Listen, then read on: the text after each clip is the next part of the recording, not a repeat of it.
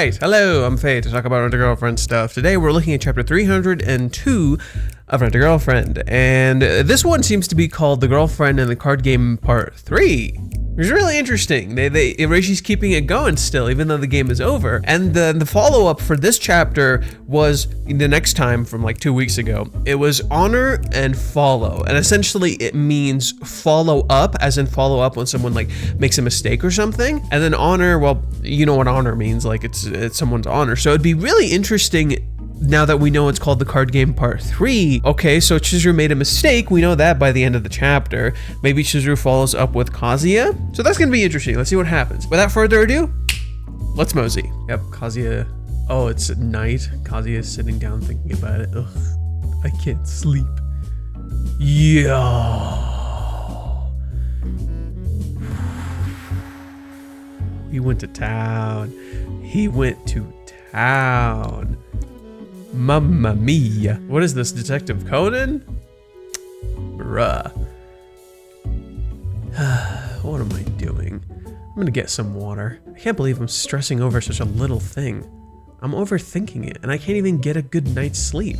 Seriously, how many times have I done this? Yeah, pretty much Kazuya is overthinking it. A lot of people would like argue, oh, Kazuya's like dumb as bricks. He doesn't fucking get it. He's just an idiot. No, he's overthinking because a lot of the situations he's been in have forced him to kind of overthink. And Reichi does something really interesting with the earlier chapter where they kind of mirror each other, Kazuya and Chizuru, and they're both essentially overthinking.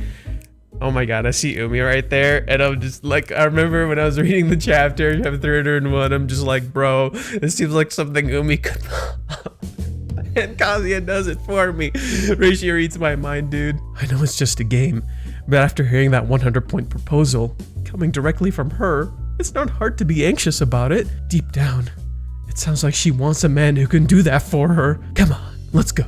You're amazing. Oh. Mizuhara! Sorry, I just wanted some water. I know it's late for me to be opening the curtain. I see. I was going to the bathroom. You don't need to apologize, you live here too. Interesting note, I like how they're essentially crossing paths, and this mirrors something I'll say later in the chapter where essentially two parts of the characters' lives are merging with one another. In this case, something Kazuya needs happens to be in Chizuru's vicinity, and something Chizuru needs happens to be in Kazuya's vicinity. They both need things that happen to be in the other's corner, which is really thematically fitting for them as characters. They literally need something from the other person, and they cross into the other side. Kazuya goes through one side of the carton, Chizuru goes through the other side of the carton, and they end up in each other's zones. In fact, I'd argue chapter 297 actually really foreshadowed this chapter, and Reichi actually hinted at a lot of things moving forward via the chapters that were right after the nursery arc and built into chapter 300. In chapter 297, and this theme of crossing paths perfectly captures that idea. Kazuya and Chizuru running into each other at home, and then Kazuya and Chizuru running into each other at school. Key difference being, chapter 297 is all about a misunderstanding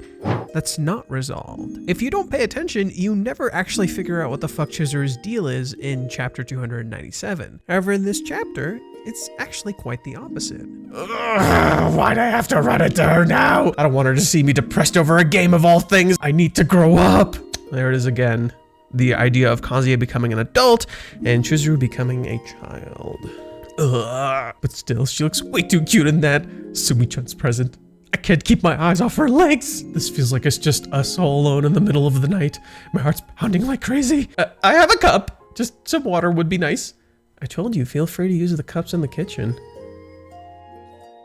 Hey, when are you moving out? What day was it again? Oh, there it is again.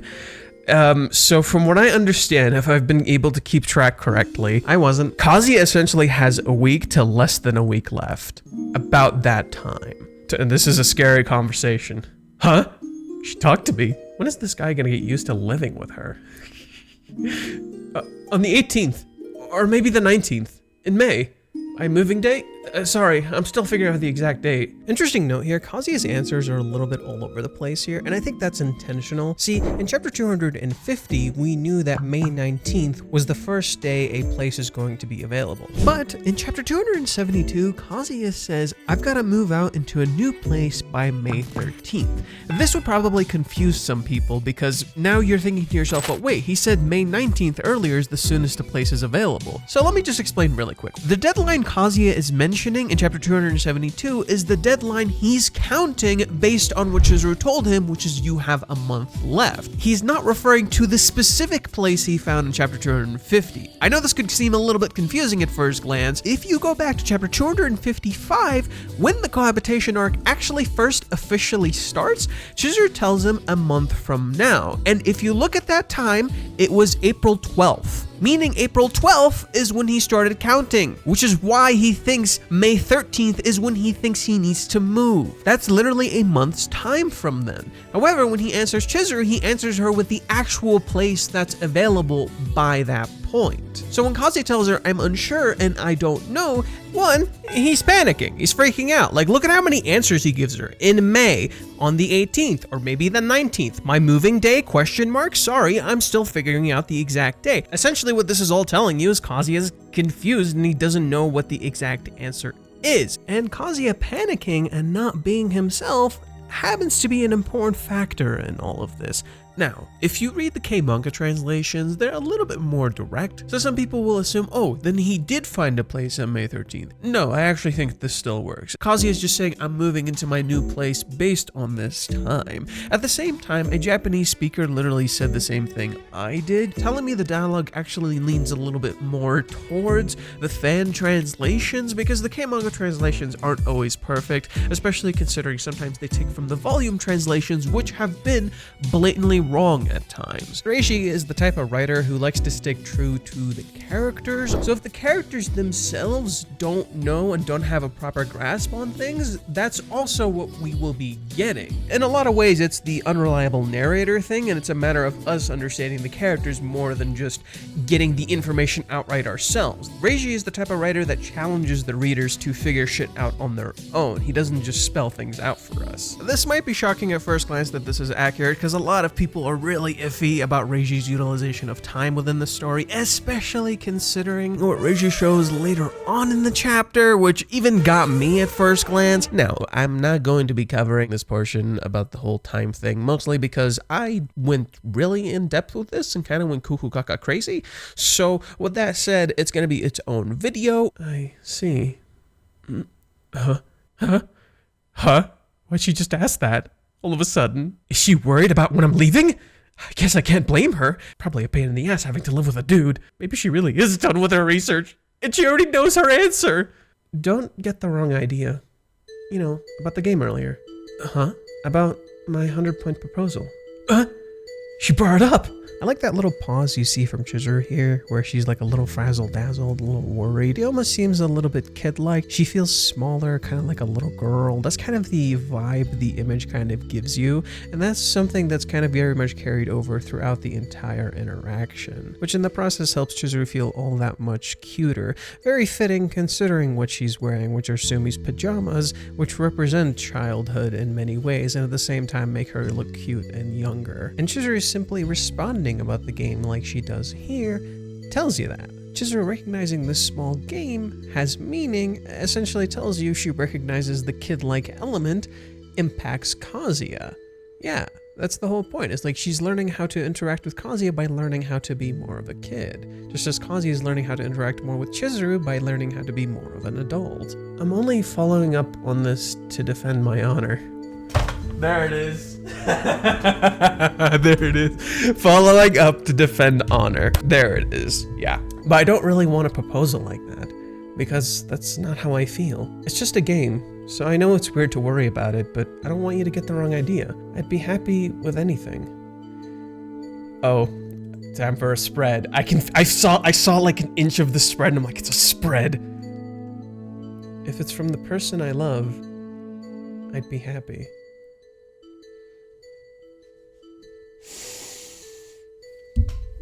You see this smile? Aww. there's so much symbolism in this too. He walked across the curtain. He's in her territory, and she said this to him in her territory. Ah! Good night. Huh? What? What? What was that? Ah, no, my cup! Oh, he dropped the cup. What? Huh? What? What was that? What was that? Why'd she secretly clarify herself after the fact? Even now, I'm even less likely to get any sleep. Parents' house. I can see you even from your parents' house. Oh, he never brought Mr. Fish. He was still in Kazuya's parents' house. Shit, the motherfucker's gonna die. Was that her true 100% just now? It sounded like she was waiting for a proposal, or more like she was practically asking for one. No, don't get the wrong idea, you idiot. You hear me? Get it out of your head, futon. He's talking to the futon.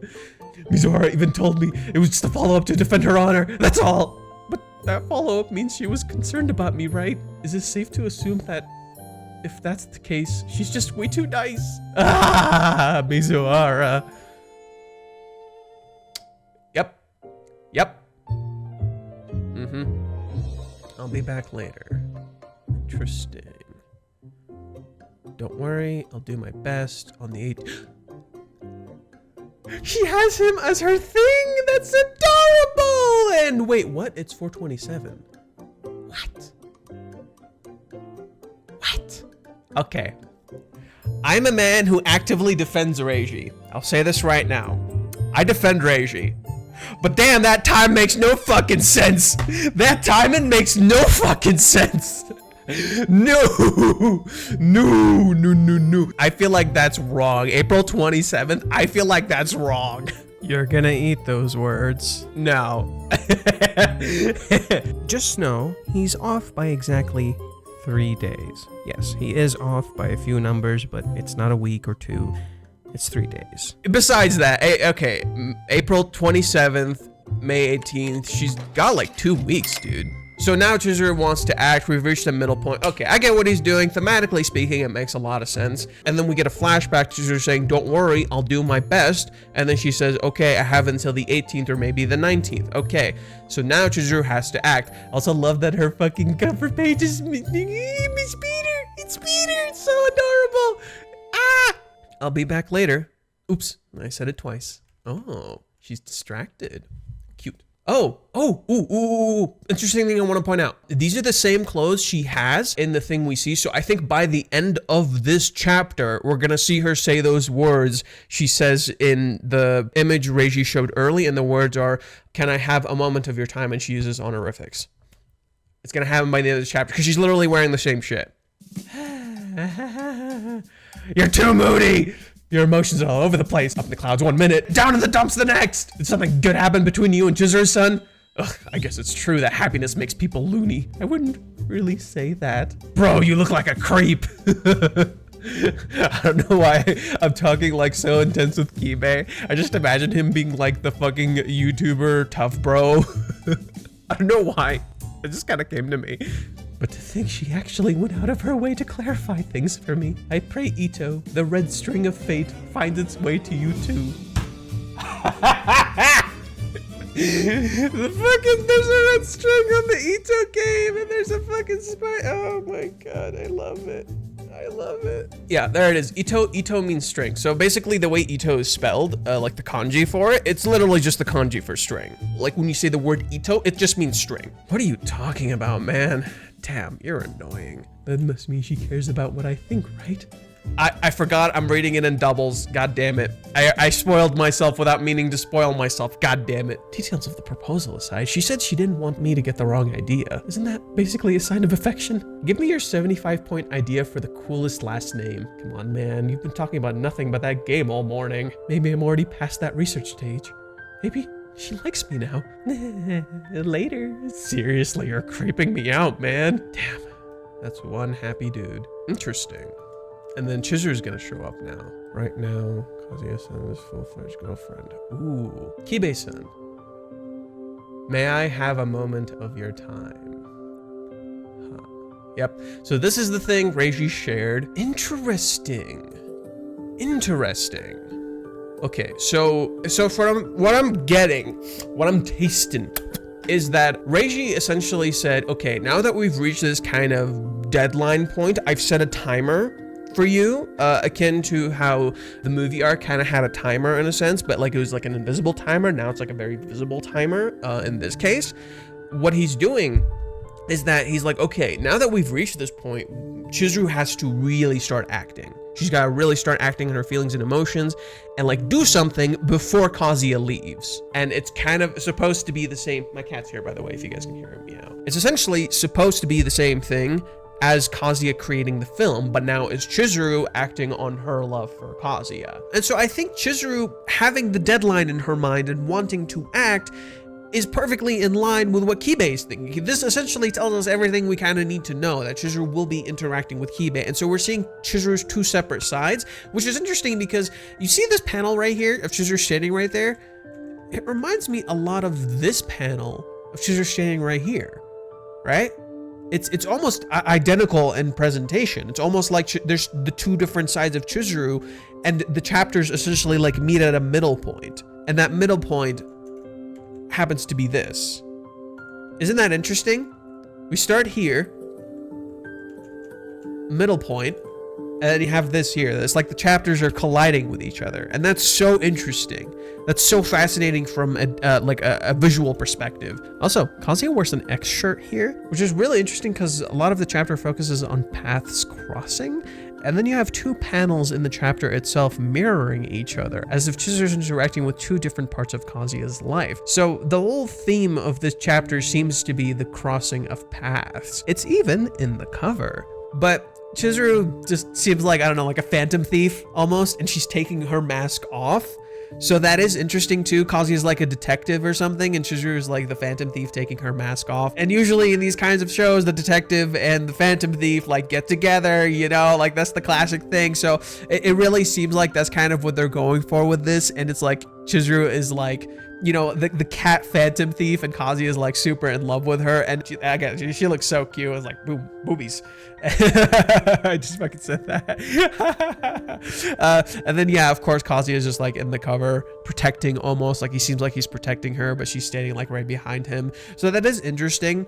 Maybe you could look at this from Kibe's perspective, and Chizuru feels like someone who's stealing something, and Kazuya is like the white knight kind of protecting, because Chizuru's wearing all black and Kazuya's wearing all white. So that symbolism kind of implies like maybe there's a dark side to Chizuru. Maybe Kibe's assuming there's like some dark elements to Chizuru's character, and Chizuru clears all of that up. And removing Mami from that picture is very key to this. This references the chapters right before the Paradise arc starts, is because that's exactly what's happening. Is like we're essentially in many ways kind of rewriting those events intentionally. So we're rewriting these events and fixing these relationships, and a part of that is figuring out who you are so you don't make the same mistakes. So this could be from Kibe's perspective, because Reiji has done this before. There are chapters where it's a chapter centered around Mami, and it would have Chizuru on the cover, and Chizuru would look evil or something, or she would have like an evil element to her. Like chapter 182, I think Chizuru looks like a vampire mistress or a succubus,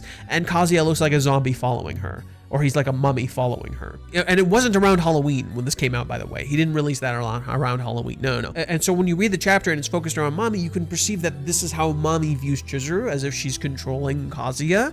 In that same way, you can kind of flip that on its head, where it's like Chizuru is like a thief here. She's like a cat thief, and Kazuya is like protecting her. That could be what's coming back here. And this element of the two sides is really interesting, because you can very much apply that to Chizuru's character in this cover right here. The element of the two sides of Chizuru's character, where she's a thief, but then she's maybe someone else in real life. I also specifically love that this takes place in the night, where it's hidden, and the night is often representative of Chizuru herself.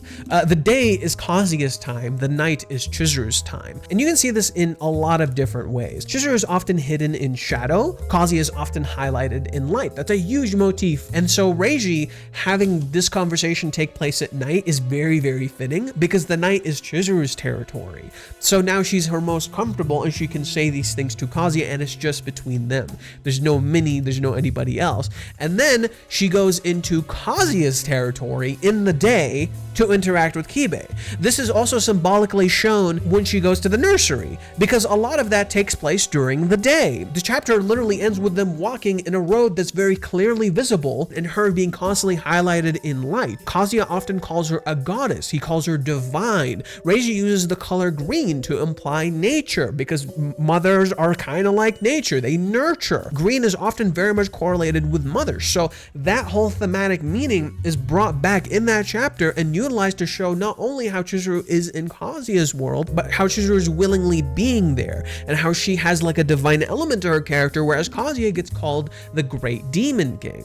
Right? And of course, the Demon King and divinity don't usually interact. There's that whole thematic meaning being played into, but at the same time, it's all about accepting who you are and not viewing that as a bad part of yourself. And that's why Kazuya eventually accepts the name the Great Demon King by the end of the arc, where he starts saying it himself. And that's kind of the thing, is like it's subverting these ideas of tropes and what you're supposed to be. I think that's a huge thing of this series that just kind of flies over people's heads. Now, one thing Reiji does with this chapter that I think is really cute is that he essentially makes it so that Kazuya is pretty much like this is how Kazuya would probably act when he starts dating Chizuru. At the very start, it's like, just all the time, like, I think one of the things you can really tell from the end of last chapter is Chizuru listening in was the point. When she knows what he's thinking, she really wants to act and resolve the conflict herself. And like, I like this because like she's looking away and she's like, I'm following up on this to defend my honor, but I don't really want a proposal like that because that's not how I feel. This line is interesting because she's telling the truth and she's not. She's following up to defend her honor because she's right. Kazuya was assuming a lot of things, so he didn't really visibly see her correctly and he was overthinking, right? But her opening up to him and straight up telling him, hey, like, no, that's not what's happening. Like, I want to clear things up. So it's like, she is defending her honor in a sense, but at the same time, like, she's talking like she's from like olden Japanese times, dude. It's cute as fuck. I love that she's talking like she's like some old priestess or something. That's fucking adorable. And that's very much in Chizuru's character. Like, if you guys pay attention to some of her dialogue, she talks about like the Three Kingdoms a lot. She like reads a lot of older stories. That's like one of her things with her grandpa. It's like she used to read the Three Kingdoms. So cute things like that. It's like she sounds like a little older like that. Even her proposal, like, would you make me miso soup every day? It sounds like an older kind of proposal, even though it's surprisingly common. I like how she's being very emotional and expressive here, and she's like, I'd be happy with anything, and she's like turning away a little. She's only showing slightly. If it's from the person I love, I'd be happy. It was like, girl, what you implying? Girl, what you implying? It's like, that was pretty much almost a confession. That's why Kazuya is like so happy and excited, and he's like, he doesn't want to assume. Like, seriously, Chizuru just explicitly telling Kazuya, I wanted you to know. I wanted you to, like, explicitly, it's you. It's adorable. Look at her. There's no reason to tell Kazuya if you don't care. So it immediately dissuades like all of the things he's been had stuck in his head, because wait, she needed to tell me, specifically me? It's literally saying she really cares about me. That's why she did this. And I think this part is really interesting. So Chizuru gets up, she gets all dressed, she's wearing her school clothes, and she remembers a scene from, I believe, chapter 243. And this is very fitting considering this was called The Girlfriend in the Assessment Part 3. And those chapters got referenced before we got into chapter 300. Now, one thing I've noticed that Reiji is doing is he's specifically calling back to these really early chapters right after the 3-month time skip. Then I believe the Ito game itself is a reference to chapter 244.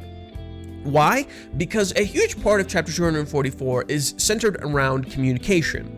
But they're communicating through their phones. They're not actually looking at each other. The spread of that chapter is this big spread of just Kazuya and Chizuru talking to each other. It's just text. And like a lot of people love chapter 244 because it feels like a chapter where they really started talking, they really let some stuff out, right? That kind of stuff was great. So what was interesting about this one is that Reiji took that concept of communication and was like, okay, now communicate like in person. But I'm gonna do something clever with it. I'm gonna play a game that tests your values and how you go about communicating. And then it shows you how these misunderstandings occur between Chizuru and Kazuya. He shows that directly in Kazuya overthinking and the Chizuru overthinking. And Reiji does some interesting paneling here. You see Kazuya's words leak through the curtain.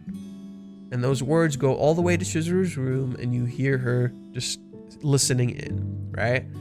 So these words coming in like that, and Chizuru hearing these words, is essentially supposed to be symbolic. And then in this chapter, Kazuya walks through the curtain, literally physically goes through the area. It's not just his voice anymore, he's actually present there. He imagines all of these things, Reishi explains them to you. Then we see Chizuru. Kazuya panics. I love this. It looks so cute. And then as he's walking away, the moment he gets past Chizuru, she says, "Hey, when are you moving out? When is it again?" So this sets up the important bit for you. But when Chizuru clears up this thing, don't get the wrong idea. You know about the game earlier. Bam. About the 100-point proposal. It's just a game, so I know it's weird to worry about it, but I don't want you to get the wrong idea. Now, even if it's just a game, I don't want her to think of me as a weirdo. They mirror each other. I'd be happy with anything if it's the person that I love. The curtain behind Chizuru, but now it's on her side. It's a very intimate, real thing that Kazuya is experiencing here. It's not some otherworldly thing, it's a very intimate, normal, human thing. It's demystifying Chizuru, and she did it herself. She took the action into her own hands. However, this part is also interesting. She mentions the moving out part first, almost setting a deadline for herself.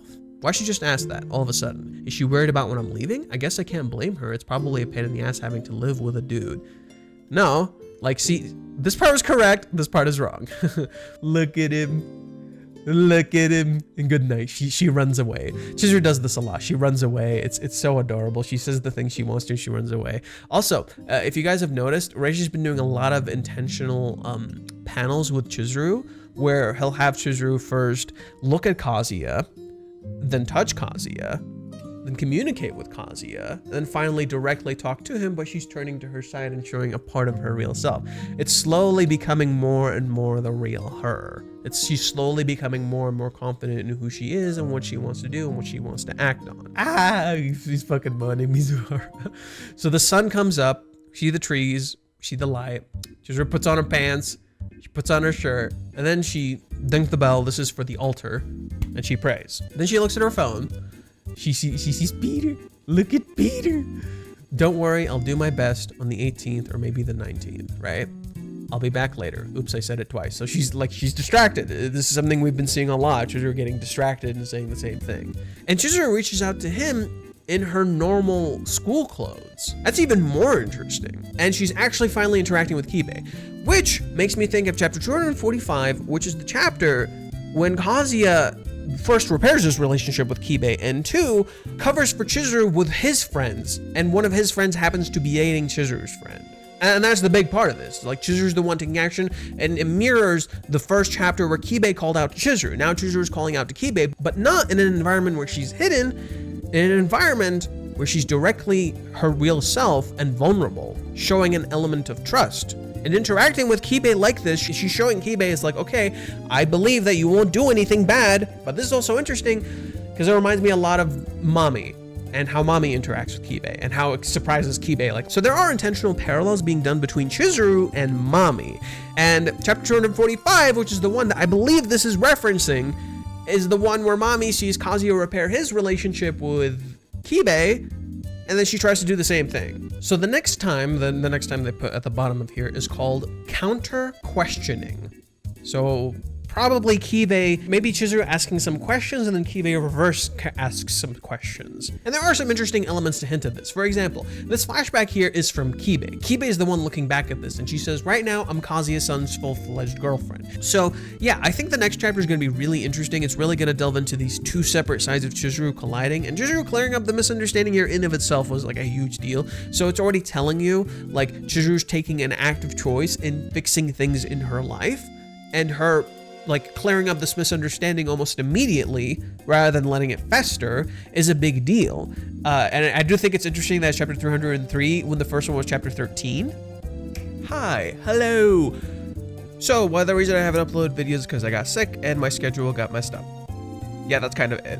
I don't have any other reason. With that being said, I hope you guys enjoyed the video. If you did, please subscribe, like button, and the bell icon, keep up with the uploads. A few announcements. I want to shout out to Andre, who was, I think I said it right. I think it's Andre. I think I said it right. I'm going to just put the name here. Thank you to Andre for being the first person to support me on Patreon. It means a lot. I know it's just like, it feels like a small thing, but you know, small things matter to me. Like, I think it's a big deal for me. So either way, thank you for supporting me. It does mean a lot. Yeah, I guess this is me saying I have a Patreon. If you guys would like to support me on Patreon, I would appreciate it. I've been Fate, and remember, let's mosey. See you guys next time.